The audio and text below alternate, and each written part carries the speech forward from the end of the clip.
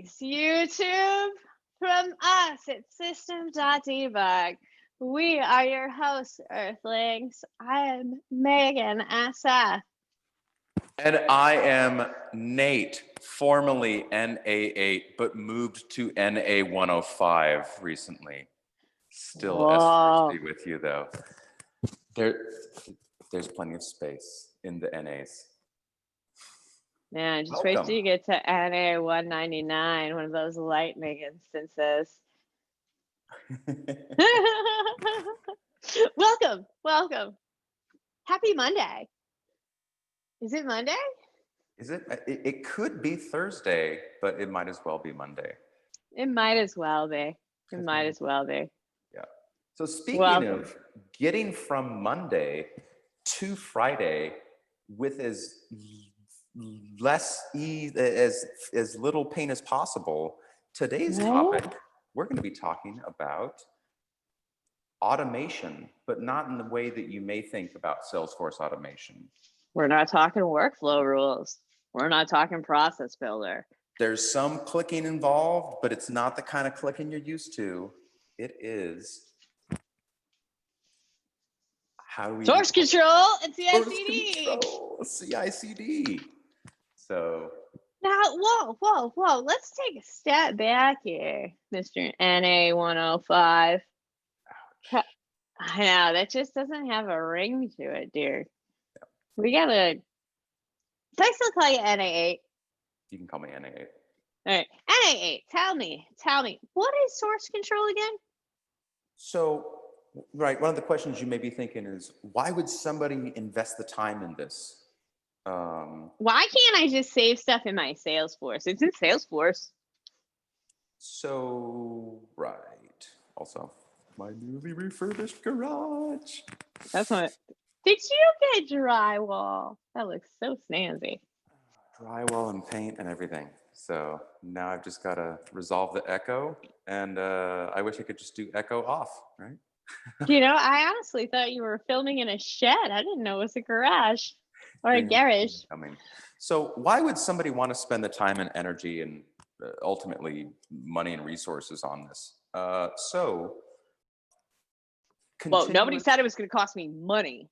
Whoa. Or time. And to be honest, it is one of those features that is not like Lightning Connect. It is not like debugger mode. This is not a add-on purchase. Safe harbor, right? As of today. What? Which is nice, right? Like all you need to do is get up to speed with SFDX. You don't really need to. You could still use other tools, but please, like if you're going to use continuous integration and continuous deployment, get into SFDX. But so why would you do this? Tell me more. Like, did he have a job? Like, does he have a car? So you've got a task. Your developer does something. Let's say you're in a sandbox. Okay, you have a developer sandbox for this developer to change two Apex classes, class and the test class, and they check it in. That's the thing, is they check it in. So instead of just, I did it in the sandbox, right? Let's say you're not yet fully into source control, then you would migrate that code over to the other sandbox before getting to production. If you're on source control, you would merge it into a branch, which then, okay, you've got that merged in that branch, but then how does it get to whatever org it needs to get to?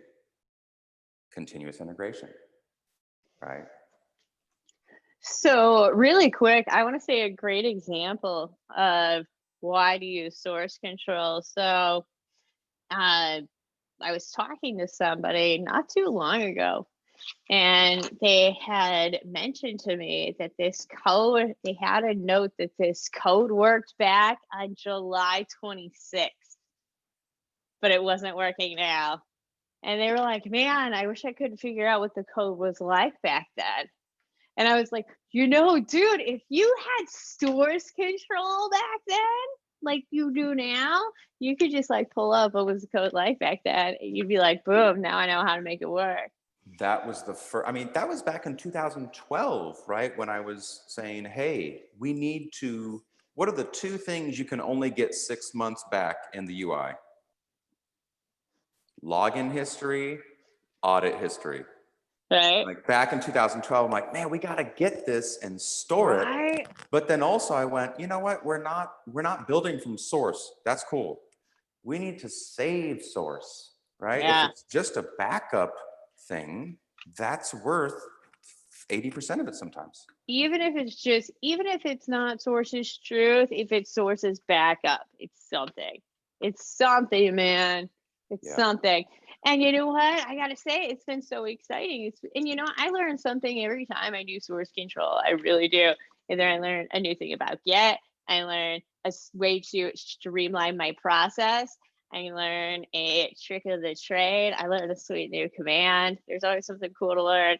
And as I mention all the time, it's one of my favorite things about Salesforce is I get to learn something new every day. Every day. I love it. Hey, So here's something that I actually just thought of, because I grew up using source control with Salesforce. That was I can't really oh, you remember lucky any. duck. Oh, right, 2010, 11. No, Yeah. I didn't get to have source control for that long. So I am far more new to the world of source control. So I didn't start using source control with Salesforce until about 2016. But how many years did you use it as backup until you started using it to build? 2016. That's when I Like, first started using source control. That's when companies I worked at were first using source control. and was it to use it as backup or to build? It depended on which project. Okay, so you relatively soon after you started using source control were actually using it to build for projects. Yeah. Yeah, because I started using it in 2010 or 11 as backup pretty much until 2014. So 4 years of just, this is a good idea. Oh my gosh, I forget the VBA source control thing, but I was doing VBA macros in Excel with You love S-Force your connector. VBA, man. And I was like, I'm looking into VBA source control things in 2011. But so That even if you're using it as backup, what are the right. benefits of CI/CD? So I like CI/CD. I really do. I wouldn't say I love CI/CD because it has pros and cons. And I have to say, it really does. Now, some of the things I like about CI/CD is I don't have to deploy all the freaking time. Because I would have to say, thinking back, I don't know when I'm not the deployer. And I don't know when all of you listening haven't had to hear I was doing a deployment. I was doing a deployment. Hey, dudes, I did this horrible deployment. Ah, man, this deployment was just insane, and I did awesome, and I conquered it. Oh, you should check out this amazing change process I came up with. Well, this CI/CD, it's one of those things I do in between here and there when you're not hearing about these crazy deployments that I magically manage. Right. So you're So I got talking man about skills. like I got head skills. when merges happen from, let's say, the next thing we're going to do branch into the next thing we've done branch, Right. it pushes code for you, right? Right. You don't have to worry about it. And I have done that magically with Bitbucket pipelines. I have done that with Suite tools. Like, props to this one, GearSet. Great tool that is out there and makes it so easy for admins to be able to do pushes to source control as well as manage CI/CD. I've done it with GitLab. I love GitLab. GitLab's got some sweet CI/CD powers, as well as really nice merge conflict abilities for anyone that has dealt with merge conflicts. It was a lifesaver the other day with a merge conflict that I had to deal with, and I was just like getting so mad at Bitbucket because it does not have a UI to deal with merge conflicts. It makes you command it down. Yeah. Although I will say the new PR interface for Bitbucket is quite nice, right? With the right sidebar, you're able to sort of skip to like, okay, how many files changed? Yeah, but you can't do anything with them. You can't do anything in there. Exactly. Yeah. Yeah. So, but with Git Merge, you have, or with GitLab, you have that same thing, but you can do this, and you can actually click, and it'll copy over. And it kind of saves it like a checkout cart. It does. Whoa, that's What? nice. Yeah. Yeah. Not And jealous at you can do all. either other, and you can do back and forth seas. And you can save as draft, or you can save. Nice. Yeah, dude, it's amazing. If you haven't used GitLab, check it out. Now you're just like, I know what I want to do tonight. All right. Hello, person at GitLab I just found online. You know my new best Free friend. demo I am not account. stalking you. There is a free account. There's a free level of GitLab. Of course there. So Yeah. for the, we're obviously going to have links in the description, but for the noob, So many links. what's the And difference there's between a version control system versus a online, like a place to store code versus a CI/CD solution? Because some of the last two and three are mixed. Yeah. Some of them do multiple things. Some of them do one or the other. Now, CI/CD is what is doing your actual deployments and pushes for you. Your source control system is what is storing your files. Do you want to expand upon that? Yeah, but so Git is going to be the thing that. Oh, and Git is what you're using for your command system to push. Yes. So sorry, I forgot about that one. I got sidetracked. In the instance of Git, like Git is a software, right, written by Linus Torvalds in like 2 weeks because he was pissed off at SVN, I think. Or whatever they were in your history. I miss my low paid. Actually, just today, was it today? I think is the 35th anniversary of the Free Software Foundation. And I realized that I'm older than the FSF. Old man. Oh my gosh. So. No, I guess I am too now. Find out about the Free Software Foundation. Toy with Linux in some way that you can, even if it's with, you know, like a Node.js Heroku something. But yeah. The 4th of October, 1985. Yeah, 4th of October. Boom, yesterday. Oh, it's the 5th. So Git is an efficient way to save versions of plain text files. It can store binary stuff, sure, but essentially it's a way to keep track of code. So that is a piece of software that's separate from, oh, you need a place to store that. Originally, that was, gosh, I mean, it started on like Usenet or something. So I don't know what the original implementation of Git was before that, but nowadays it's essentially, hey, there's cloud services. Unless you have an on-site, on-premise, like this is the server where we store communal code, you're looking at GitHub, Bitbucket Cloud, also Bitbucket Server, which is on-premise, used to be called Stash, or GitLab. And that's kind of, you know, I think at least 80% of the market, right? And those are, it's not the software to save the code, it's the place to put it with extra tools. Righto. And so Megan, you want to get into that? Like, so we've got that, like there's Git and there's Mercurial and there's other stuff that we're not going to get into. But once we've got some way to save code, then there's places with tools to save code. And you've worked in more of those than I have. So oh my gosh, there are so many different places to save code. Hold on one second. So there is Bitbucket, there is GitHub, there is GitLab, there is oh my goodness gracious, what else do you want to use? Now there are also tools that you can use from these, like Bamboo to deploy, Bitbucket pipelines to deploy. GitLab helps you deploy. There is CI/CD with that. there is a gear set that allows you to deploy, but it's not a source control system. There's just bajillions of options. What about Perforce? I think somebody we know uses Perforce. Oh, hey. Or Rally Dev, right? These side but not so side companies that are essentially, you know, in the realm of GitHub, GitLab, Atlassian competitors, right?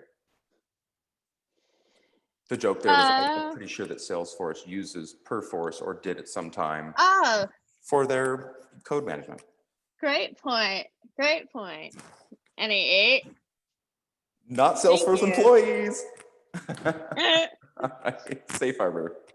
Safe harbor. Right, but there's plenty of platforms that go on top of Git or Mercurial or whatever you're going to use to just save the code, and then there's that layer of, yes, everybody's saving the code and merges it together, but what about the project management part of that? And so many different things that you can connect into. So I love it when my actual repository can connect to a project management system. So like when my Bitbucket connects to my Jira. Now there's also the system of Azure Devops that you can use that as a built-in repository, but that's your own choice. Use it at your own risk. Right. And it's just like anything. If you kind of like bundling, phone, internet, and cable. Whatever else cable. What was that Cell thing? I haven't used in 10 years. I don't have a TV. I have my stuffed animals on the thing. If you bundle, it works better, right? Like if you're gonna make a non-Salesforce front end site, it makes sense to do it on Heroku because you've got that integration that just works together. If you're going to use Bitbucket for code source control, use Jira for issues because it just integrates together. And I mean, if you're going to use GitHub for your issues and throw all your stuff together in one spot. You have a lot of stuff built in there. What are you staring at? Stop staring. Oh, it's just there's a siren. I'm talking to Mike in the chat for you. I have this under control. So hi Mike, Zimara. We've actually not yet really got into CI/CD.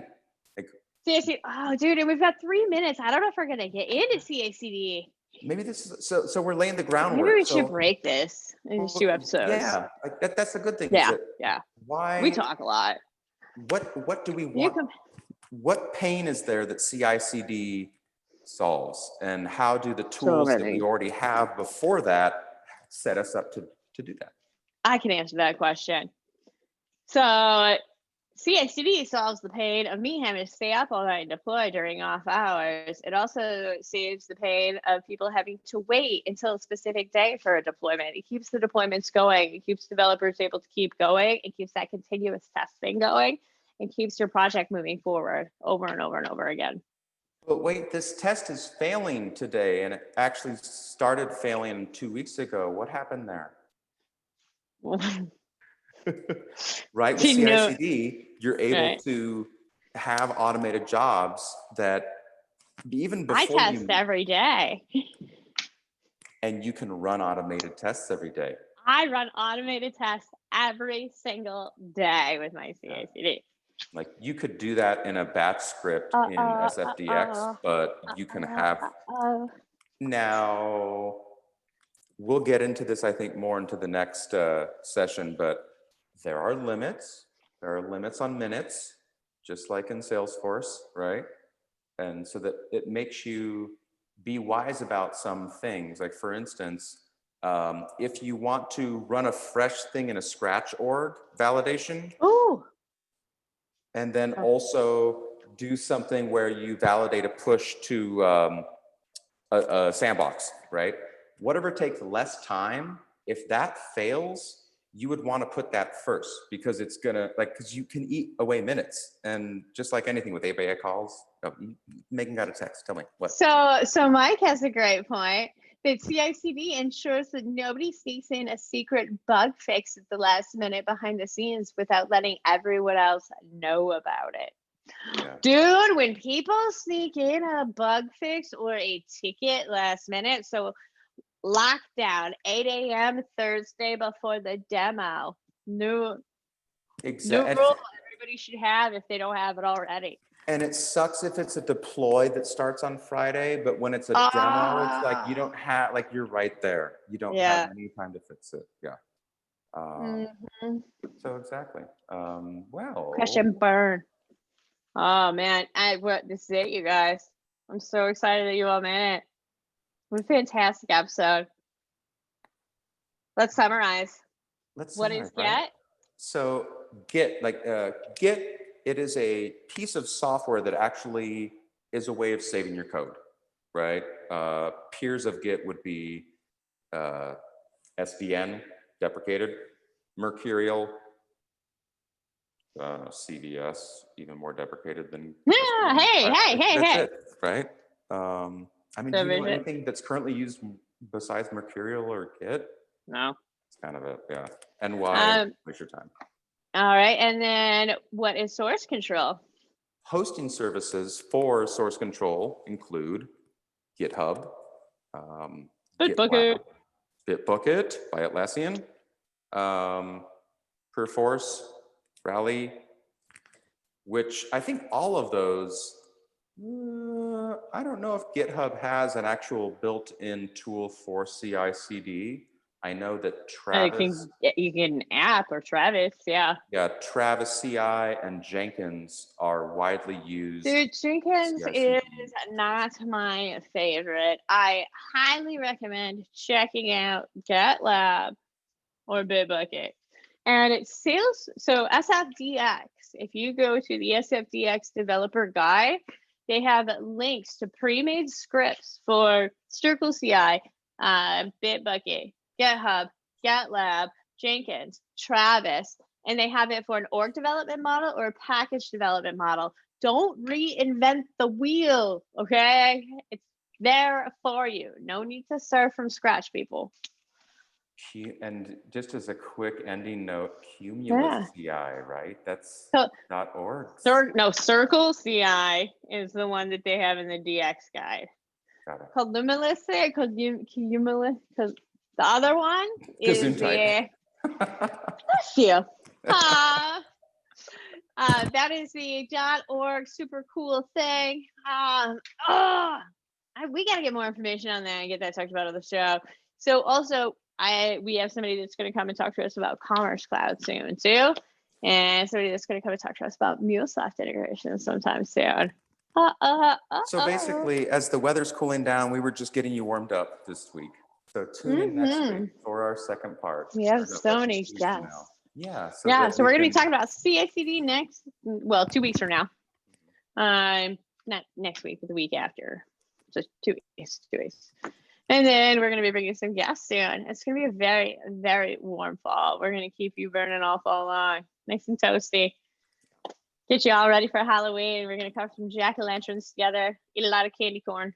Check out the description for some homework and some resources. And don't forget check out GitLab.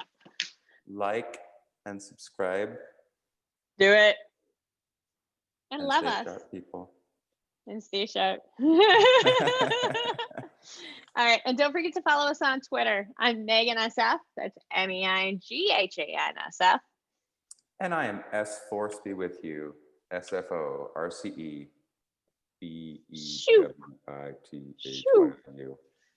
Because we love you. Take care, people. Much love. Peace out.